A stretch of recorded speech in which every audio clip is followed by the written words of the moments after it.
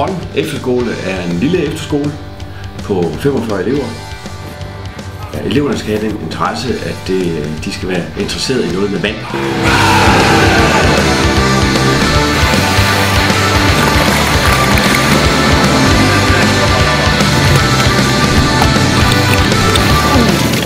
Og så vi synes, det er rigtig godt, at vi får nogle nye venner.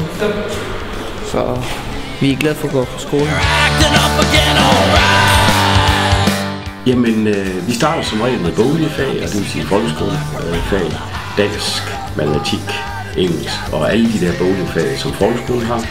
Og så over middag, så går vi linjefag og valgfagsblokke. Vi sejler ud til Grønhavn, vi er sat sejlet op som et hold, som det hold vi er. Fordi vi er alle de mennesker, der sidder på båden. Så vi kommer ud af havnen, der krydser vi, for at vi kan sejle direkte mod det, vi sejler på sejlet. Ja, vi har fået sådan en 40-fods racer sejlbåd, og deres mål med undervisningen er jo, at de skal tage duelighedsbevis i sejlads.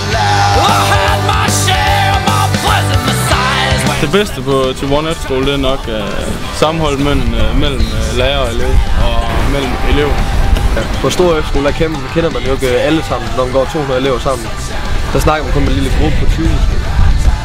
Og her snakker vi med alle sammen, der kender vi alle.